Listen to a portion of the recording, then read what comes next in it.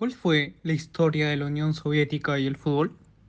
La selección de fútbol de la Unión Soviética fue el equipo formado por jugadores de nacionalidad soviética que representó desde 1923 hasta 1991 a la Federación de Fútbol de la Unión Soviética en las competiciones oficiales organizadas por la UEFA y la FIFA.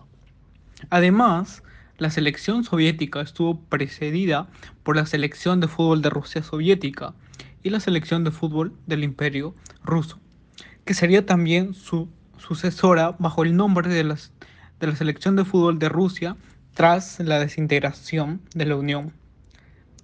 La FIFA además considera a la selección de fútbol de la Comunidad de Estados Independientes como el equipo sucesor entre ambas, asignándole sus antiguos registros, aunque un gran porcentaje de los jugadores del equipo provenían del exterior de la Liga de Rusia y principalmente de la República Socialista Soviética de Ucrania.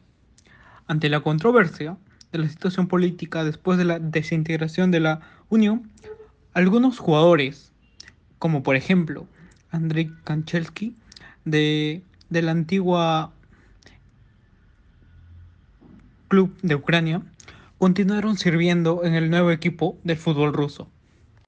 ¿Cuáles fueron las participaciones mundialistas de la Unión Soviética?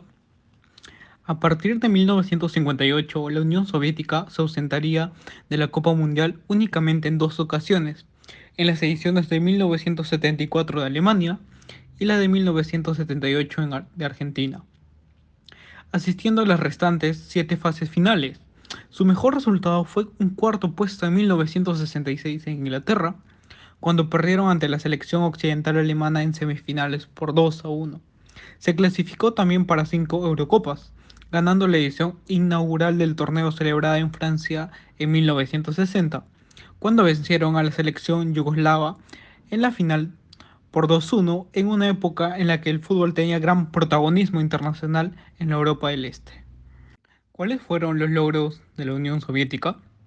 Terminaron como subcampeones en tres ocasiones en las ediciones de 1964 de España, en la de 1972 de Bélgica y en la de 1988 de Alemania Federal, y cuartos en la edición de 1968 en Italia, cuando, habiendo empatado con la anfitriona selección italiana en semifinales, fueron relegados al partido de playoff por el tercer puesto tras un azaroso lanzamiento de moneda.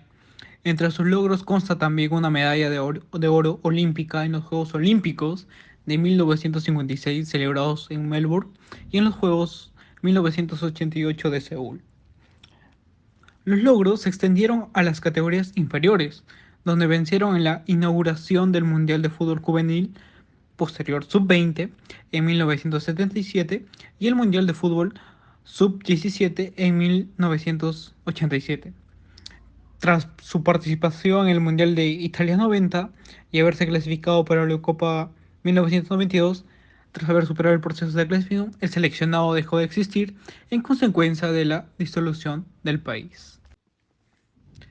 ¿Quién fue el deportista más reconocido de la Unión Soviética en la antigüedad? Fue Nicolás Starostin. Es un deportista que nació en 1902 en la Rusia imperial. ¿Cuál fue lo más importante de su vida? Lo más importante de su vida fue la creación de un club de fútbol para los trabajadores del sector de la alimentación.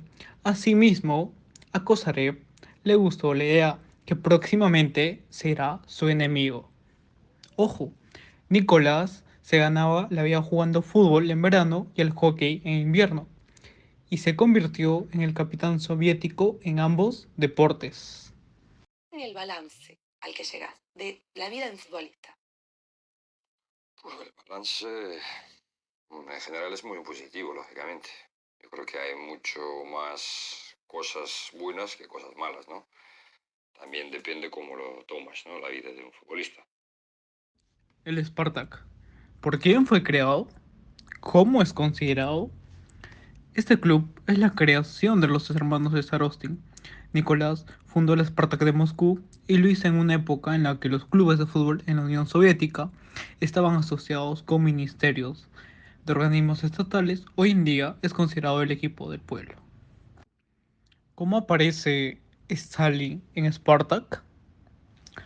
Surge en las historias de Starostin y el Spartak en la Unión Soviética de Stalin, debido a que esto representa las distintas formas en que la sociedad se resistió cuidadosamente el aparato del partido-estado sin desafiarlo directamente. Era una herramienta importante para ostentar poder. Beria era un acérrimo seguidor del deporte. De hecho, había sido jugador, bastante mediocre, por cierto. ¿Cómo era la afición del Spartak?